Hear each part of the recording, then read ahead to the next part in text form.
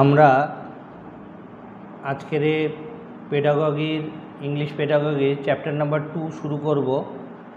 চ্যাপ্টারটার নাম হলো acquisition and learning. প্রথম কোয়েশ্চেন ডিসকাস করছি। প্রথম কোয়েশ্চেনটা হলো হোয়াট ইজ অ্যাকুইজিশন। অ্যাকুইজিশনের বাংলা মানে হলো আত্মীকরণ। অ্যাকুইজিশনের বাংলা মানে হলো আত্মীকরণ। অ্যাকুইজিশন বলতে কি বোঝায়? Acquisition means learning to do something new. When language is learned naturally in primary environment and without any systematic practice, it is called acquisition. যখন কোনো ভাষাকে শেখা হয় একটা প্রাথমিক পরিবেশের মধ্যে, প্রাথমিক পরিবেশ মানে আমাদের নিশ্চয়ই বাড়ি কিংবা তার চারিদিকে পরিবেশ, আমাদের প্রতিবেশীদের সাথে নিয়ে, তাহলে আমরা যখন একটা ভাষাকে শিখি নিজেদের প্রাইমারি এনভায়রনমেন্ট, প্রাথমিক পরিবেশের মধ্যে এবং কোনো প্র্যাকটিস ছাড়া মানে আমাকে যদি একটা second language, say for example Hindi কিংবা ইংলিশ শিখতে হয়, তাহলে আমাকে তো তার জন্য একটা প্র্যাকটিস দরকার, তার জন্য একটা আলাদা পরিবেশের দরকার, যেখানে আমার বন্ধুরা হিন্দি ভাষী হবে কিংবা ইংলিশ ভাষী হবে। তো সেই জিনিসটা লাগবে না প্রাথমিক পরিবেশের মধ্যে এবং উইদাউট এনি সিস্টেম্যাটিক প্র্যাকটিস, তাকে বলা হয় acquisition. Question number 2, what process is acquisition. তাহলে এই পদ্ধতিটা কি, পন্থাটা কি? Acquisition is a process by which a child learns his mother language. তাহলে আত্মীকরণের মাধ্যমে সে কোন ভাষাটা শিখবে? সে শিখবে হলো শুধুমাত্র মাতৃভাষাটা শিখবে। কেন মাতৃভাষা? তার আগের কোয়েশ্চেনেই বলা আছে যে প্রাইমারি এনভায়রনমেন্ট। তা প্রাইমারি এনভায়রনমেন্টের মধ্যে তো নিশ্চয়ই মাতৃভাষা, মানে মাতৃভাষা দিয়েই কথা হবে।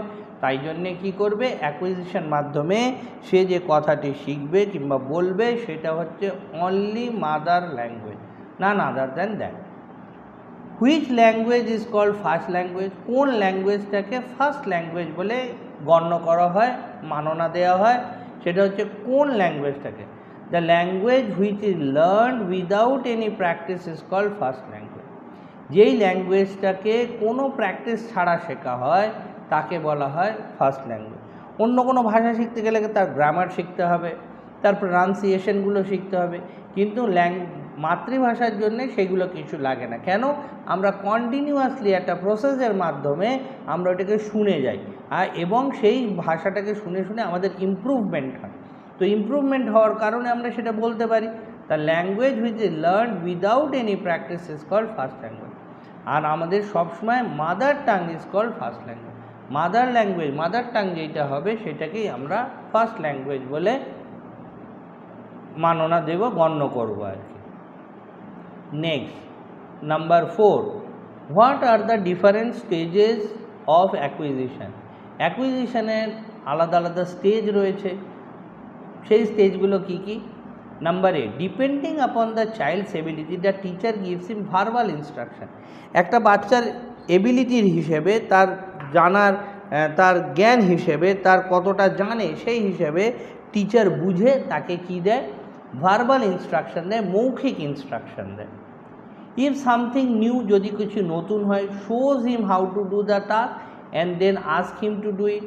তাকে বোঝায় যে কাজটাকে কি করে করতে হবে, সেইটা কি পদ্ধতিতে করতে হবে। যেরকম অঙ্কগুলো প্রথমে শেখায়, কীরকমভাবে 2 + 2 4 হবে, এগুলো তাদেরকে বোঝানো। নতুন কাজ, something is new, shows him how to do the task, টাস্কটাকে কীরকম করতে হবে সেটাকে বোঝায়। For same work instruction should not be change as the child gets confuse. এইটা খুব ইম্পর্ট্যান্ট, একটু শুনে নেবে ভালো করে, যে একই জিনিসের জন্য ইনস্ট্রাকশন চেঞ্জ হবে না। কিন্তু বেশিরভাগ কী হয়, বাচ্চারা বি আর ডি এর মধ্যে ভুল করে। তো গার্জেন কিংবা পেরেন্টসরা কী করে, যখন ডিটা শেখায় তখন বলে যে সি লিখবি, তার সাথে এলটাকে জুড়ে দিবি, দিলেই পরে তোর ডি হয়ে যাবে। কিন্তু this is a wrong process. ও বাচ্চা কিন্তু পরবর্তীকালে ওই সি আর এলকে ম্যাচ করেই ওর ডি করার অভ্যেস হয়ে যাবে। তাই জন্য এইটা না করা, ডিকে ডির মতন শেখানো এবং বিকে বির মতন শেখানো। তাহলে the same work instruction should not be change. কোনো একটা পার্টিকুলার কাজের জন্য আলাদা আলাদা ইনস্ট্রাকশন, আলাদা আলাদা কথা বলে বোঝানো, তাহলে সেইটা কিন্তু ভুল হবে। একই জিনিসকে তাকে বারবার রিপিট করা এবং সেইটার মাধ্যমে তার পারফেকশান গেইন করা, সেইটাতে তাহলে মেয়েরা কনফিউজড হবে না। কিন্তু যদি বাচ্চাদেরকে একই জিনিসের জন্য আলাদা ইনস্ট্রাকশন দিই তাহলে কিন্তু তার জন্যে ভুল হবে, ঠিক আছে। এইবার নেক্সট হচ্ছে number 4, the child should be appreciated for what this motivate the child. বাচ্চারা খুব অ্যাপ্রিসিয়েশন পছন্দ করে। ক্লাসের মধ্যে ভালো কেউ কিছু করলো, তাকে অ্যাপ্রিসিয়েট করা হলো, তাহলে কি হয়, তাতে সে মোটিভেটেড হবে, আরও নতুন কিছু করার জন্য তার ইচ্ছা জাগবে। অল্প নাম্বার পায় তবু দেখবে টিচাররা বলে না তুমি পরের বার ভালো পেতে পারো, তুমি করতে পারবে। ছোট একটা অঙ্ক করে তাকে কত শাবাশি দেয়, তার ক্ষেত্রে কি হয়, এইটাতে বাচ্চারা মোটিভেটেড হয়ে যায়, এনার্জাইজড হয়, এনকারেজড হয়ে যায়, আর তার ফলে কি হয়, তাদের রেজাল্ট ভালো আসতে থাকে। Feedback to be given to the child as regards his performance. তাই জন্য আমরা টেস্ট নেওয়া হয়, হাফ ইয়ারলি, অ্যানুয়াল টেস্ট নেওয়া হয়। এই টেস্টের মাধ্যমে কি হয়, বাচ্চারা বুঝতে পারে তাদের পারফরমেন্সের অবস্থাটা কীরকম আছে, তারা কীরকম রেজাল্ট করছে। Next, language acquisition is a process. Language অ্যাকুইজিশনটা হচ্ছে একটা পদ্ধতি। কীরকম পদ্ধতি? By which human acquire the capacity to perceive, produce and use words to understand and communicate. অ্যাকুইজিশনের মাধ্যমে পারসিভ মানে ধারণা করা, ধারণ করা, প্রডিউস করা, তৈরি করা, আর use word to understand and communicate, যেটার মাধ্যমে তারা বোঝে এবং কমিউনিকেট করে। তাহলে ল্যাঙ্গুয়েজ অ্যাকুইজিশন একটা পদ্ধতি, সেই পদ্ধতির মাধ্যমে এই 4টে কাজ হয়। সেটা কি হলো? পারসিভ ধারণ করা, প্রডিউস তৈরি করা, নতুন ওয়ার্ডকে বোঝা এবং তারপরে সেটাকে কমিউনিকেট করা। অ্যাকুইজিশন ইনভলভ ডিফারেন্ট ক্যাপাসিটি দেয়া। একটা অ্যাকুইজিশন আত্মীকরণের জন্য বিভিন্ন ধরনের কোয়ালিটিস থাকতে হবে, গুণ থাকতে হবে, ক্যাপাসিটি থাকতে হবে। সেইটা কি কি? নাম্বার এ হলো সিনট্যাক্স, ভাষাটার মধ্যে গ্রামাটিক্যাল পোর্শন কতটা রয়েছে, ফোনেটিক্স তার উচ্চারণ কতটা রয়েছে, আর এক্সটেন্সিভ ভোক্যাবুলারি মানে হচ্ছে স্টক অফ ওয়ার্ডস কতটা রয়েছে, স্টক অফ ওয়ার্ড, সেইটার দ্বারা সে জিনিসটাকে শিখতে পারবে। তাহলে গ্রামার দরকার আমাদের, সাউন্ড প্রোনাউন্সিয়েশন ঠিকঠাক হওয়া দরকার, আর একটা কথা হলো ভোক্যাবুলারিটা মানে স্টক অফ ওয়ার্ডটা আমাদের যত বেশি হবে তত আমাদের শিখতে, আত্মীকরণ করতে অতটাই সুবিধে হবে। Number 7, is acquisition related to second language? না, আমরা আগেই পড়েছি যে অ্যাকুইজিশন কোনো সেকেন্ড ল্যাঙ্গুয়েজের সাথে হবে না, অ্যাকুইজিশন সবসময় ফার্স্ট ল্যাঙ্গুয়েজের সাথেই নির্ভর করবে। Question number 8, according to Webster একজন সাইকোলজিস্টের নাম, হোয়াট ইজ অ্যাকুইজিশন? তার মতে অ্যাকুইজিশনটা কি? ওয়েবস্টার অ্যাকুইজিশন সম্বন্ধে কি বলতে চেয়েছে? Acquisition is learning to gain knowledge, understand or skill.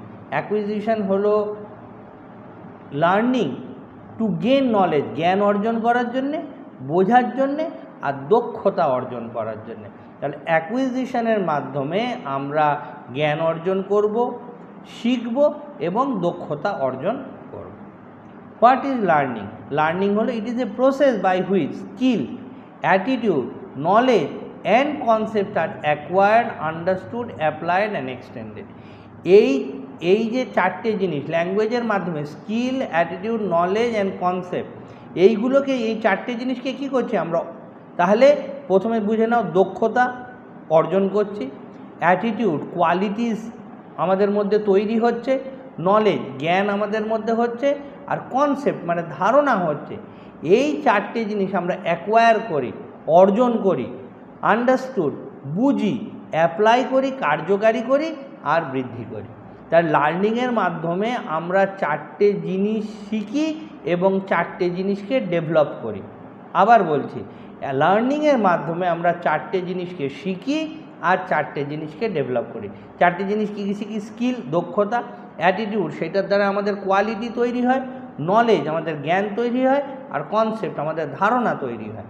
সেইটার দ্বারা আমরা কি করি? অ্যাকোয়ার করি, অর্জন করি, আন্ডারস্টুড বুঝি, অ্যাপ্লাই করি আর এক্সটেন্ড করি। ঠিক আছে। Next number 10, according to behavioural psychologist there are 3 types of learning. যদি বিহেভিয়ারাল সাইকোলজিস্টের মতে বুঝতে হয় বিহেভিয়ারাল সাইকোলজি মানে হচ্ছে আচরণবাদ, যেই সাইকোলজিস্টগুলো কথা বলে, যারা আচরণের কথা বলে, সেই টাইপ অফ সাইকোলজিস্টরা কি বলছে, 3 টাইপস অফ লার্নিং আছে, 3 ধরনের লার্নিং আছে। এই 3 ধরনের লার্নিং কি? ক্লাসিক্যাল কন্ডিশনিং, অপারেন্ট কন্ডিশনিং এবং অবজারভেশনাল লার্নিং। ক্লাসিক্যাল, অপারেন্ট এবং অবজারভেশনাল। আমি পরে পুনরায় কোশ্চেনগুলো আসবে আবার সামনের দিকে, তখন আমি ক্লাসিক্যাল কন্ডিশনিং কি, অপারেন্ট কন্ডিশনিং কি, এগুলো সব বুঝিয়ে দিচ্ছি। According to Skinner, what is learning? Skinner হচ্ছে একজন সাইকোলজিস্ট, তার মতে লার্নিং কি? Learning is the process of progressive behaviour adaptation. খুব ভালো করে বুঝে নিতে হবে। সেটা হচ্ছে লার্নিং হলো জ্ঞান অর্জন করা, হলো একটা প্রসেস, পদ্ধতি, যার মাধ্যমে প্রোগ্রেসিভ, পুনরায় আরও ভালো করে, আরও চেষ্টা করে বিহেভিয়ার অ্যাডাপ্টেশন, আমরা বিহেভিয়ার, আচরণগুলোকে আমাদের তৈরি করা কিংবা আচরণগুলোকে আমাদেরকে আরও রেকটিফাই করা, মডিফাই করা, এর নাম হচ্ছে স্কিনারের মতে লার্নিং। যেরকম আমরা ছোটোবেলায় আমরা খাওয়ার টেবিলে বসি, তো খাওয়ার টেবিলের আমরা ঠিক এটিকেটগুলো, মানে যেইভাবে খেতে হয় সেগুলো জানি না। পরে যত বড় হয় তত আমরা খাওয়ার টেবিলের নিয়মগুলো, এটিকেটগুলো শিখি। আস্তে আস্তে আমরা স্কুলে যাই, স্কুলে গিয়ে স্কুলের যে বিহেভিয়ারগুলো, ক্লাসরুমে কথা বলতে হয় না, বন্ধুদের সাথে ক্লাস চলাকালীন কথা বলতে হয় না, এই যে বিহেভিয়ারগুলো আমরা শিখি। সমাজে আমরা অনেক বিহেভিয়ার শিখি, বড়দের পায়ে হাত দিয়ে প্রণাম করতে হয়। এই যে আচরণগুলো ক্রমশ আমাদের মধ্যে কি হচ্ছে, বিহেভিয়ারাল অ্যাডাপ্টেশন হচ্ছে। এবার আমার অনেক বয়স হয়ে গেছে, তাহলে আমার বয়স হয়ে গেলে তখন তো আমি আর কারোর পায়ে হাত দিয়ে, মানে আমার থেকে যারা ছোট হবে তাদের তো পায়ে হাত দিয়ে আর প্রণাম করতে পারবো না, কিন্তু আমি একটা সময় পায়ে হাত দিয়ে বড়দের প্রণাম করে এসেছি। তো সেই অ্যাটিটিউডটা কিন্তু আমার বয়স হয়ে গেলে সেটাকে আমার রাখলে হবে না, তখন আমাকে চেঞ্জ করতে হবে। তখন আমাকে কি চেঞ্জ করতে হবে? অন্যদের থেকে অন্যরা এসে আমার পায়ে প্রণাম করবে এবং আমাকে তাদের সেই মতন আশীর্বাদ, ব্লেসিং দিতে হবে। তাহলে কি হচ্ছে, বিহেভিয়ারের মধ্যে চেঞ্জ আসে। এইটার নাম হচ্ছে স্কিনারের মতে প্রোগ্রেসিভ বিহেভিয়ার অ্যাডাপ্টেশন। বুঝতে পারা গেছে? তাহলে আমাদের স্কুলে একরকম অ্যাটিটিউড আমাদের থাকে, আমাদের বাড়িতে এসে আরেক রকম অ্যাটিটিউড হয়ে যায়। তার মানে কি হচ্ছে, বিহেভিয়ারাল চেঞ্জেসগুলো আমাদের মধ্যে সব সময় দেখা দিচ্ছে। আমরা বড়দের সাথে একরকম আচরণ করি, বন্ধু বান্ধবদের সাথে আরেক রকম আচরণ করি, ছোটদের থেকে আরেক রকম আচরণ করি। তো এই পুরোটাই হচ্ছে আমাদের কি, বিহেভিয়ার, আমাদের আচরণের মধ্যে আমরা গ্রহণ করে নিয়েছি যে কার সাথে কীরকম চলতে হবে, আমাকে কার সাথে কীরকম রিলেশন রাখতে হবে। এইটার নাম হচ্ছে স্কিনারের মতে progressive behaviour adaptation. Number 12, according to Munn, কথাটা হচ্ছে Munn, MUNNA, Munn, what is learning? To learn is to modify behaviour and experience. মুনও সেম কথা বলেছে যে বিহেভিয়ারগুলোকে, আমাদের যে আচরণগুলোকে, সেইগুলোকে আরও রেকটিফাই করা, আরও মডিফাই করা, আরও মডার্নাইজ করা এবং সেটার সাথে এক্সপিরিয়েন্সগুলোকে আমাদের গেইন করা। Next, number 13, learning has been considered as, learning কী বলা হচ্ছে, partly a cognitive process and partly a social activity. Cognitive process মানে কি, আমার ইন্টেলেকচুয়াল, আমার বুদ্ধি, যেইখানে আমাকে সহযোগিতা করবে আচরণগুলোকে শেখার জন্য। আবার ফিরে বোঝো, হোয়াট ইজ কগনেটিভ প্রসেস? বলেছে learning has been considered as partly a cognitive process and partly a social activity. তাহলে সামাজিক একটা আচরণের কথা, আর কি আমাদের কগনেটিভ একটা প্রসেসের কথা। কগনেটিভ প্রসেস কাকে বলা হয়? যেইখানে কগনেটিভ প্রসেস মানে আমার ইন্টেলেক্ট আমাকে কতটা সাপোর্ট করছে, ইন্টেলেক্ট, আমার ইন্টেলিজেন্স আমাকে কতটা সাপোর্ট করছে, আর আমার সামাজিক আচরণ আমাকে কতটা সাপোর্ট করছে। এই দুটোকে মিলিয়ে আমার লার্নিং পসিবল হবে। নাম্বার 14-এ আছে, what is cognitive process? Cognitive process বলতে তুমি কি বোঝো? Cognitive process mean the mental act or process by which knowledge is acquired. Mental, আমার ইন্টেলিজেন্স আমার কতটা, আমার জ্ঞান অর্জন করার জন্য আমাকে সাপোর্ট করছে, আমার ইন্টেলিজেন্স আমাকে কতটা হেল্প করছে, আমি কতটা জিনিসগুলোকে মনে রাখতে পারছি, কতটা জিনিসগুলোকে মডিফাই, রেকটিফাই করছি, তার মাধ্যমে আমার জ্ঞান অর্জন হচ্ছে। এইটার নাম হলো কগনেটিভ প্রসেস। তো কগনেটিভ প্রসেসের মধ্যে মেন্টাল অ্যাক্টও পরীক্ষায় থাকতে পারে, আবার ইন্টেলিজেন্সও থাকতে পারে, by which knowledge is acquired. ঠিক আছে। Why the process is called cognitive, এই পদ্ধতিটাকে কেন কগনিটিভ বলা হয়? It involve the function of attention, মনোযোগ, পারসেপশন, ধারণা, রিজনিং, যুক্তি, অ্যানালাইসিস, বিবরণ, ড্রয়িং অফ কনক্লুশন, সিদ্ধান্তে পৌঁছানো, মেকিং ইন্টারপ্রিটেশন, আগামীতে কি হবে সেইটার ভবিষ্যতের কথা কিছু বলা, and giving meaning to the observe phenomena, এই টোটাল জিনিসটার নাম হলো কগনিটিভ অ্যাপ্রোচ। আমি আরেকবার বলছি, কগনিটিভ অ্যাপ্রোচের দ্বারায় কি হচ্ছে, ফাংশন অফ অ্যাটেনশন, কতটা আমরা মনোযোগ দিতে পারছি, পারসেপশন, কতটা আমাদের ধারণা তৈরি হচ্ছে, কথাটা আমি যেইটা বলছি সেটা কতটা যুক্তিপূর্ণ, রিজনিং, অ্যানালাইসিস, আমি কতটা বিবরণ দিতে পারি, কতটা ডিটেলে বলতে পারি, কতটা তার মধ্যে তথ্য দিতে পারি, ড্রয়িং অফ কনক্লুশন, সিদ্ধান্তে পৌঁছানো, মেকিং ইন্টারপ্রিটেশন, আগামী দিনের কথা বলা, যেরকম আগেকার দিনে লোক মেঘ দেখে বলে দিত যে বৃষ্টি হবে, কিংবা সূর্যের পজিশন দেখে বলে দিত কটা বাজে, এইগুলো হচ্ছে making interpretation. And giving meaning to the observe phenomena, এই যে একটা পদ্ধতি যেটা চলছে, যেরকম জোয়ার ভাটা একটা পদ্ধতি, ঝড় একটা পদ্ধতি, ভূমিকম্প একটা পদ্ধতি, ন্যাচুরাল ফেনোমেনাগুলোকে বোঝা এবং শেখা। What is বিহেভিয়ারালিজম? বিহেভিয়ারালিজম বলতে কী বোঝো? আচরণবাদ। Behaviouralism is the theory the psychologist should involve only observation and measurable phenomena. Behaviouralism হচ্ছে কি বলছে, আচরণবাদ হচ্ছে ওইটা যেইটার মধ্যে অবজারভেবল, আমি অবজার্ভ করে যেটা শিখছি, অবজার্ভ করে করে যেটা শিখছি, আর মেজারেবল ফেনোমেনা যেটাকে মাপ কাঠি আছে, একটা মাপ আছে, যেরকম ভূমিকম্প এখন রেক্টার স্কেলে একটা মাপা যায়, ঝড় কতটা স্পিডে হচ্ছে সেটা একটা মাপা যায়, জোয়ার এবং ভাটা কত ডিফারেন্স, টাইম কত ডিফারেন্সের মধ্যে হবে সেটাও মাপা যায়। তাহলে এই সবগুলো কি হচ্ছে, তাদের মতে বিহেভিয়ারালিজম আচরণবাদের মধ্যে পড়ে।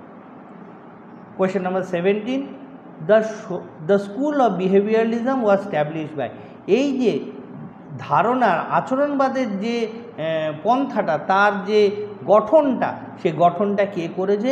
Russian psychologist Pavlov and American psychologist B.F. Skinner. এই নাম দুটোকে মনে রাখবে, এই দুটো খুব ইম্পর্টেন্ট নাম, রাশিয়ান সাইকোলজিস্ট প্যাভলভ আর American psychologist Skinner. What is কগনিটিভিজম?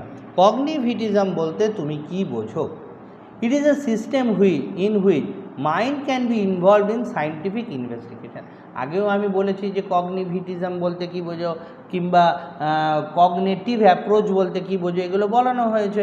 Cognitive process বলতে কি বোঝো, তো সেইখানে বলা হয়েছে যে ইট is a system in which mind, আমাদের মস্তিষ্কটা, আমাদের ব্রেনটা ইনভলভড হবে কিসের মধ্যে? Scientific investigation. সায়েন্টিফিক ইনভেস্টিগেশন মানে প্রত্যেকটা জিনিস, আমি বলেছি যে গ্র্যাভিটেশনাল পুল কীভাবে তৈরি হয়, মানে কোনো একটা আম গাছ থেকে আম পড়ছে, তাহলে মানে নিশ্চয়ই তার মধ্যে গ্র্যাভিটেশনাল পুল আছে, তাই জন্য নিচে চলে আসে। তারপরে এই যে ন্যাচুরাল ফেনোমেনা, শীতকালের দিকে গাছের পাতাগুলো পড়ে যায়, তাহলে প্রত্যেকটার মধ্যে আমাদের সায়েন্টিফিক একটা ইনভেস্টিগেশন রয়েছে। This theory is based on the development of readiness of the learner. Learner কতটা শিখতে চাইছে তার উপরে নির্ভর করবে। তাহলে প্রত্যেকটা জিনিসের মধ্যে তো একটা ফেনোমেনা আছে। আমি যদি বলি যে সব গাছের পাতা সবুজ হয় এবং লাল শাক কেন লাল হয়, তাহলে নিশ্চয়ই একটা বোটানির পার্ট, ওইটা বোটানিক্যাল একটা কোনো ডিফারেন্স আছে। তাহলে আমাকে আরও তথ্যগুলো জানতে হবে, বুঝতে পারা গেছে? তাহলে সেইগুলোর মাধ্যমে, যেরকম আমরা জেনেছি যে মুনের ন্যাচুরাল লাইট নেই, মুন কি করে? সানের থেকে লাইট শেয়ার করে। তাহলে সেইটা আরও আমি যদি ডিপে যাই, তাহলে তার মানে কি, এগুলো প্রত্যেকটা জিনিস হচ্ছে সায়েন্টিফিক ইনভেস্টিগেশনের মধ্যে। সূর্যের মধ্যে এক ধরনের রিয়াকশান হচ্ছে, সেই রিয়াকশানটার কারণে সূর্যের এত আলো হয়। তো প্রত্যেকটা জিনিসের মধ্যে একটা সায়েন্টিফিক ইনভেস্টিগেশন আছে, যেইটা করলে পরে তবে গিয়ে আমরা আরও বেশি আমাদের কগনিটিভ অ্যাপ্রোচ, মানে মাইন্ডটা আরও বেশি ডেভেলপ করবে, এবং কতটা লার্নার শিখতে চাইছে তার ওপরে নির্ভর করবে। Who is the psychologist of cognitivism? এই ভদ্রলোকের নাম কি, সাইকোলজিস্টের নাম কি? তার নাম হচ্ছে পিয়াজে। ইংলিশে পিয়াজে বলা হয়, যে is the psychologist of cognitivism. পিয়াজে এমফাসাইজেস অন 3 থিংস। পিয়াজে 3টে জিনিসের উপরে খুব বেশি এমফাসাইজ করেছে: মিনিং, নোয়িং আন্ডারস্ট্যান্ডিং। মানে বোঝা, জানা আর তারপরে বোঝা। মানে নোয়িং মানে জানা এবং আন্ডারস্ট্যান্ড মানে হলো বোঝা। Pavlov has given the theory of, Pavlov কিসের থিওরি দিয়েছে? Classical conditioning. ক্লাসিক্যাল কন্ডিশনিংয়ের যে থিওরিটা সেটা কে দিয়েছে? Pavlov. Skinner has given the theory of, কিসের থিওরি দিয়েছে?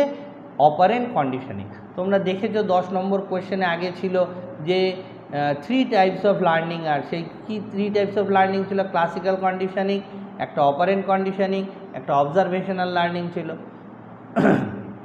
তাহলে ক্লাসিক্যাল কন্ডিশনিংটা কে দিয়েছে? ক্লাসিক্যাল কন্ডিশনিংটা আমাদের প্যাভলভ দিয়েছে। স্কিনার দিয়েছে কি? Operant conditioning. What does Pavlov say about human and any creature? যে কোনো হিউম্যান কিংবা যে কোনো ক্রিয়েচারের ওপরে প্যাভলভের কী থিওরি রয়েছে? Human or any creature give respond due to stimulus. উদ্দীপকে প্রত্যেকটা প্রাণী সাড়া দেয়।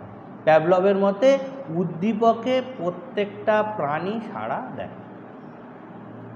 Classical conditioning relates to, classical conditioning কার ওপরে নির্ভরশীল? রিলেট করে কোন কথাটাকে? ক্লাসিক্যাল কন্ডিশনিং রিলেট করে রেসপন্ড টু স্টিমুলাস, উদ্দীপকে সাড়া দেয়। তাহলে ক্লাসিক্যাল কন্ডিশনিং মানে হচ্ছে প্যাভলভের থিওরি, প্যাভলভের থিওরি হচ্ছে উদ্দীপকে সাড়া দেয়। What does operant conditioning mean? Operant conditioning বলতে তুমি কি বোঝো?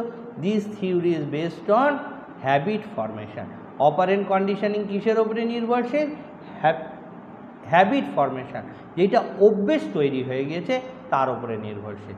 তাহলে classical conditioning respond to stimulus হলো, আর অপারেন্ট কন্ডিশনিং হলো habit formation. According to Skinner, human being or creature respond to, human being or creature respond due to reinforcement. আমার Skinner কি বলছে? যে হিউম্যান বিইং কিংবা যে কোনো ক্রিয়েচার কিসের ওপরে বেশি রেসপন্স করবে? কিসের ওপরে রেসপন্স করবে? রিএনফোর্সমেন্ট। রিএনফোর্সমেন্ট বলতে কি বোঝায়? রিএনফোর্সমেন্ট বলতে বোঝায় আরও বেশি জোর দেয়া কিংবা চাপ দেয়া। যত আমরা বলি না, তোমার যদি আরও বেশি বড় ক্লাসে ওঠো তোমার আরও চাপ বেড়ে যাবে, বাচ্চাদেরকে আমরা বোঝাই। তাহলে কি হচ্ছে? ধীরে ধীরে ধীরে ধীরে তার উপরে রিএনফোর্সমেন্ট করা হচ্ছে, চাপ দেয়া হচ্ছে। এই চাপ দেওয়ার ফলে সে যতটা চাপ নিতে পারছে তার রেজাল্ট তত ভালোর দিকে যাচ্ছে। তাহলে স্কিনারের মতে যত ক্রিয়েচার রেসপন্ড করবে কিসের ওপরে? ডিউ টু রিএনফোর্সমেন্ট, আরও জোর দেয়া, আরও চাপ দেয়া। এই চাপ যতটা সে নিতে পারবে তার কিন্তু প্রোগ্রেস, তার অ্যাটিটিউড, তার বিহেভিয়ারগুলো আরও ভালো হতে থাকবে। What do you mean by reinforcement? 27 number কোয়েশ্চেনে রয়েছে to give added emphasis or stress. আরও বেশি, এক্ষুনি বললাম, এমফেসিস জোর দেয়া আর স্ট্রেস চাপ দেয়া, এই দুটোর ওপরে কাজ করলে তখন স্কিনারের মতে হিউম্যান অর ক্রিয়েচার রেসপন্ড করবে। কেন কি? তার ডেভেলপমেন্ট অবশ্যই তখন হবে যখন তার উপরে রিএনফোর্সমেন্ট করা হবে, তার উপরে চাপ দেওয়া হবে। চাপ দেওয়ার কারণে তার পড়াশোনা আরও ডেভেলপ করবে। সে যত ক্লাসে উঠবে তার উপরে কি হচ্ছে? পড়ার একটা চাপ বেড়ে যাচ্ছে। মাধ্যমিকের থেকে উচ্চ মাধ্যমিকে বেশি, উচ্চ মাধ্যমিক থেকে গ্র্যাজুয়েশনে বেশি। তাহলে কি হচ্ছে? তার উপরে চাপটা বেড়ে যাচ্ছে। এই চাপ যে যত নিতে পারবে এবং সঠিক মাত্রায় নেবে তার রেজাল্ট তত ভালো হবে। Skinner has done experiment on, স্কিনারের এক্সপেরিমেন্ট কিসের ওপরে? পিজনস অ্যান্ড র্যাটসের ওপরে। আর প্যাভলভের এক্সপেরিমেন্ট তাহলে কিসের ওপরে? ডগসের ওপরে। তাহলে আমরা একটা জিনিস বুঝতে পারছি যে ক্লাসিক্যাল কন্ডিশনিং যেটা প্যাভলভের ছিল, তাহলে প্যাভলভের এক্সপেরিমেন্ট কার ওপরে? ক্লাসিক্যাল কন্ডিশনিং এক্সপেরিমেন্ট কার ওপরে? ডগসের ওপরে। আর স্কিনার যেইটা অপারেন্ট কন্ডিশনিং সেইটা এক্সপেরিমেন্টগুলো কার ওপরে? পায়রা এবং ইঁদুরের ওপরে। There are how many stages of learning? There are 5 stages of learning. কটা স্টেজ রয়েছে? শিক্ষা, লার্নিংয়ের জন্য কটা স্টেজ রয়েছে? এই স্টেজগুলো হলো 5টা স্টেজ রয়েছে। What are the 5 stages of learning? এই 5টা স্টেজ কি কি? লার্নিংয়ের যে 5টা স্টেজের কথা বলা হয়েছে সেটা কি কি? Acquisition, fluency or proficiency, maintenance, generalisation and adaptation. এই হলো পাঁচটা স্টেজ যার মাধ্যমে কেউ কোনো জিনিস শিখতে পারবে। প্রথমটা হলো অ্যাকুইজিশন, দ্বিতীয়টা হলো ফ্লুয়েন্সি আর প্রফিসিয়েন্সি, তিনেরটা হলো মেনটেনেন্স, চারেরটা জেনারেলাইজেশন এবং পাঁচেরটা adaptation. What is acquisition? Acquisition কি? Learners learn a new task. Acquisition হলো লার্নার একটি নতুন কাজ শিখছে। What is fluency or proficiency? when the learner perform the new task with a high degree of accuracy. Learner ওই কাজটা শিখেছে, সে যতটা পারছে মনোযোগ সহকারে অ্যাকিউরেটলি করার চেষ্টা করছে। when the learner perform the task independently, নিজে থেকে যখন ওই কাজটাকে করে তখন সেটাকে বলে মেনটেনেন্স।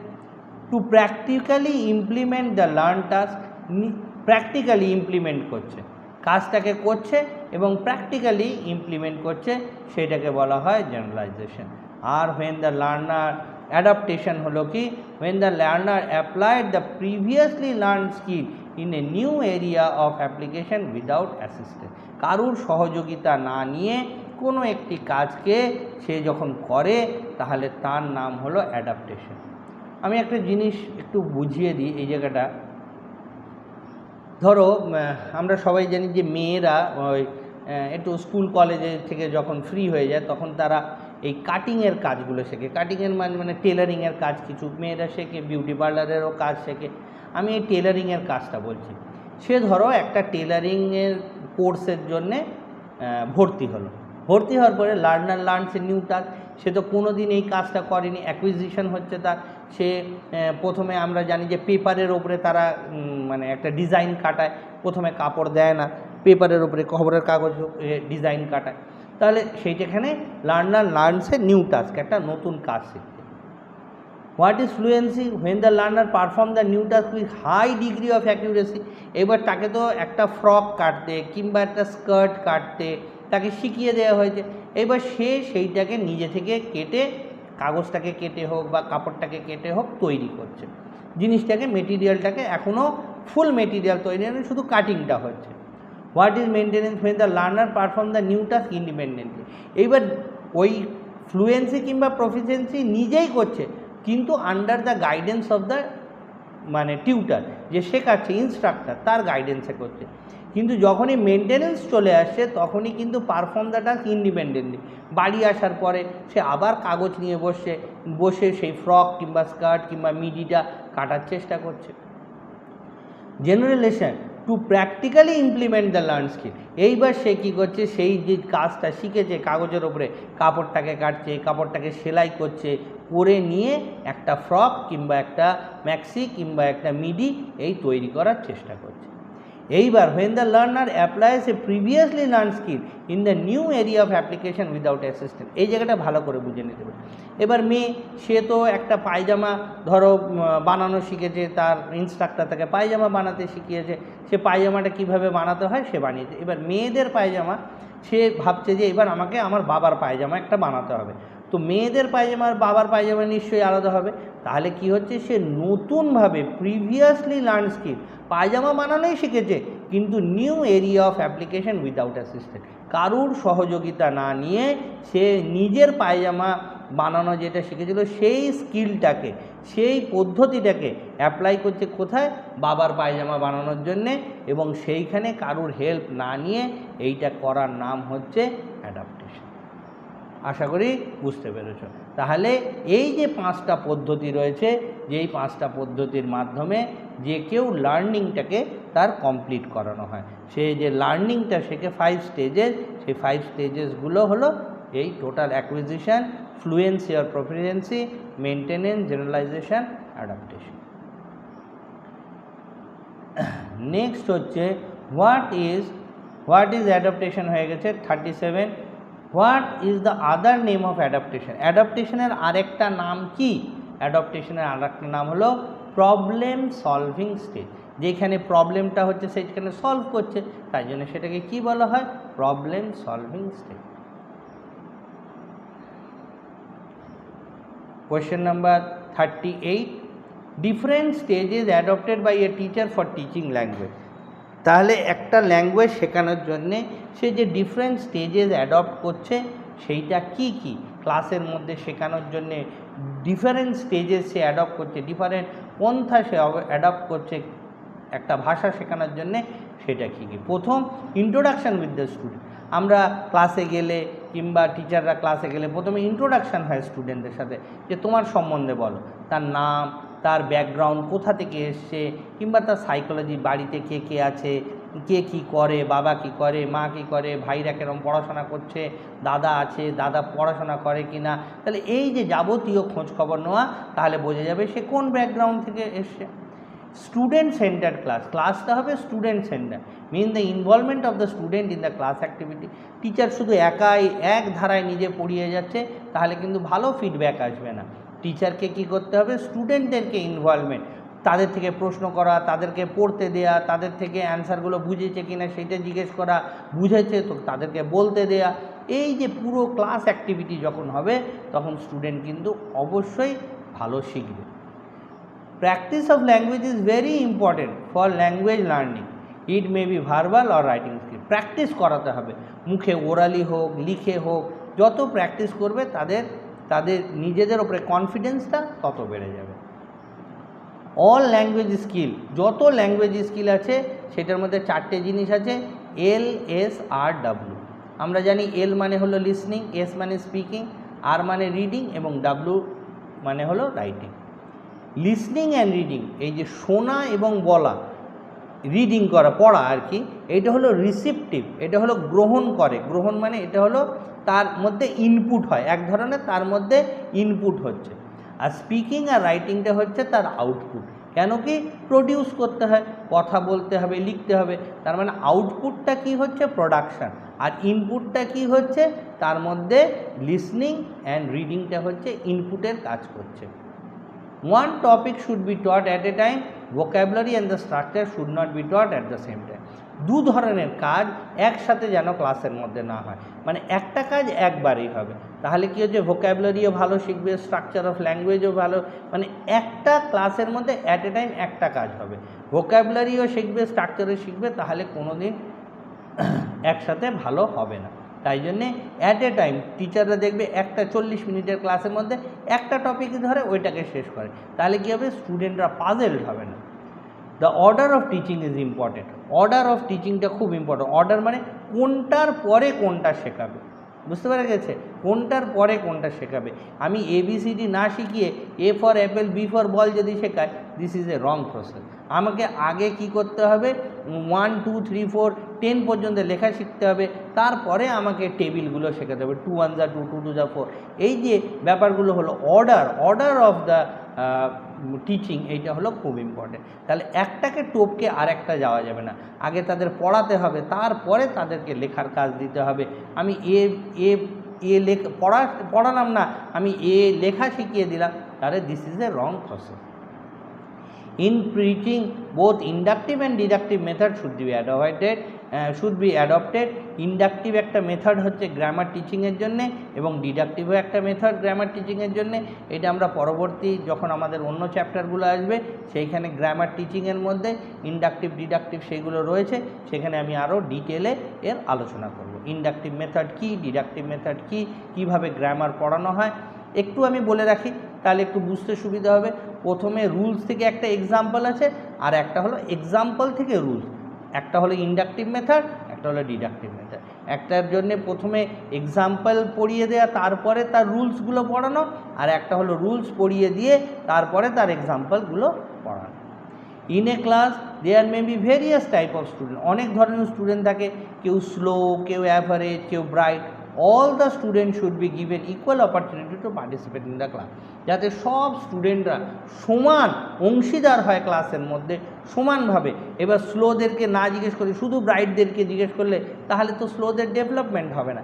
অ্যাভারেজ স্টুডেন্টকে না খেয়াল করে আমি শুধু স্লো স্টুডেন্টদের দিয়ে আরও উন্নতি করানোর জন্য আরও খেয়াল দিচ্ছি, তা সেটাও হবে না। আমাকে একটা ব্যালেন্স রেখে চলতে হবে। The teacher should keep the class alive by producing variety of activity. Class activity should be important, it should not be monotonous. একঘেয়ে যেন ক্লাস না হয়ে যায়, ক্লাস অ্যাক্টিভিটিটা খুব বেশি ইম্পর্ট্যান্ট একটা রোল প্লে করে থাকে। Teacher should give example which makes the learning easy. বারবার বলছি যে এক্সাম্পল দিতে হবে, এক্সাম্পল দিলে কি হয়, লার্নিংটা খুব ইজি হয়ে যায়। তাহলে বাচ্চাদের বুঝতে সুবিধে হয় যে কোন বিষয়টার ওপরে কথা বলতে চাইছে, কোন বিষয়টা বোঝাতে চাইছে, লার্নিংটা খুব একটা প্রসেসটা খুব ইজি হয়ে যায়। If possible audio visual aid should be use. Audio visual মানে হচ্ছে শুনবে এবং দেখবে, তাহলে দেখলে কি হয় বাচ্চাদের আরও মনে রাখার সুবিধে হয়ে যায়। এই জন্যে কী হয়, এখন সব কনভেন্ট স্কুলগুলোতে কিংবা খ্রিশ্চান স্কুলগুলোতে আমরা দেখেছি যে প্রজেক্টরের সাহায্যে পড়ানো হয়। এতে কি হয়, স্টুডেন্টগুলো দেখতে পায় যে কোন জিনিসটা সম্বন্ধে বলছে, কোন জিনিসটা কীরকম অ্যাক্টিভিটি করছে। বেশিরভাগ সায়েন্সের এক্সপেরিমেন্টগুলো সেগুলো প্রজেক্টরে দেখানো হয়, তাতে বাচ্চাদের খুব ইজি হয়ে যায় ব্যাপারটা বোঝার জন্য। তাহলে অ্যাকুইজিশন হলো এই সম্বন্ধে টোটাল, আত্মীকরণ সম্বন্ধে এই হলো টোটাল। এখানে কয়েকটা কোয়েশ্চেন রয়েছে। Structure of language, structure of language কীরকম হবে? ফোনোলজি, ফোনোলজি কি? The study of sound of A language, ভাষার উচ্চারণটাকে ফোনোলজি বলা হয়। Morphology, the structure of words in a language, ওয়ার্ডের স্ট্রাকচারটা কীরকম হবে, কোন জায়গায় কোন ওয়ার্ডটা বসবে, সেইটাকে বলা হয় morphology. Phonemes, one of the set of speech sound of a given language that serve to distinguish one word from another। এই যে উচ্চারণের মধ্যে তফাৎ, তাতে আমরা বুঝতে পারি কি যে সেইখানে ল্যাঙ্গুয়েজের কি ডিফারেন্স আছে, উচ্চারণের তফাতের জন্যে মানে পাল্টে যাচ্ছে, তো সেইটাকে ফোনিমস বলা হয়। Morpheme, giving the grammatical function, grammatical ফাংশনটা কীরকম, সাবজেক্ট হবে, ভার্ব হবে, তার অবজেক্ট হবে, কিংবা অবজেক্টের প্রেডিকেট হবে। তাহলে এই যে স্ট্রাকচার অফ ল্যাঙ্গুয়েজ, এইটাকে বলা হয় মরফিম। সিনটেক্স, সিনটেক্স আমরা সবসময় জানি গ্রামেটিক্যাল অ্যারেঞ্জমেন্ট, এই যে সাবজেক্ট ভার্ব এগ্রিমেন্ট, কোন সময় আর হচ্ছে, কোন সময় ইজ হচ্ছে, ওয়াজ, ওয়্যার, এই যে বিভিন্ন ধরনের যে গ্রামেটিক্যাল ভার্বের যে রিলেশনগুলো, সেইগুলো কী হচ্ছে, গ্রামেটিক্যাল অ্যারেঞ্জমেন্টের মধ্যে আছে। Semantic, study of meaning of words and sentences, তাহলে কি হচ্ছে, তার মানেগুলো বোঝায় এবং তার সেন্টেন্সগুলোকে বোঝায়। Pragmatic, related to the principal or the theory, এই যে ডেফিনেশনগুলো বোঝা, সেইগুলো হচ্ছে কিসের মাধ্যমে পড়বে, প্র্যাগম্যাটিকের মধ্যে পড়বে। তাহলে স্ট্রাকচার অফ ল্যাঙ্গুয়েজ এইরকম 3টে 6টা 7টা আছে। এই 7টাকে একটু ভালো করে মনে করে নিতে হবে। কোয়েশ্চেনে দেবে, কীরকম দেবে, the study of sound of language is called, এইবার 4টে দিল, ফোনোলজি, মরফোলজি, ফোনিম আর সিনটেক্স। তাহলে তোমাকে মনে রাখতে হবে যে স্টাডি অফ সাউন্ড মানে হচ্ছে ফোনোলজি, বুঝতে পেরে গেছে। কিংবা এইবার দিয়ে দিল গ্রামেটিক্যাল অ্যারেঞ্জমেন্ট ইজ কল্ড, তাহলে কি দিয়ে দিল, ধরো মরফিমস দিয়ে দিল, সিনটেক্স দিয়ে দিল, সিম্যান্টিক্স দিয়ে দিল, প্র্যাগম্যাটিক দিয়ে দিল। তাহলে ডেফিনেশনগুলো দিয়ে দেবে আর তোমাকে ওয়ার্ডগুলোকে ডিফাইন করতে হবে, ওয়ার্ডগুলোকে বুঝতে হবে। এইটার মাধ্যমে আমাদের তাহলে অ্যাকুইজিশনের চ্যাপ্টারটা টোটাল কমপ্লিট। অ্যাকুইজিশনের চ্যাপ্টারের মধ্যে যা কোয়েশ্চেন ছিল সেটা হচ্ছে 38টা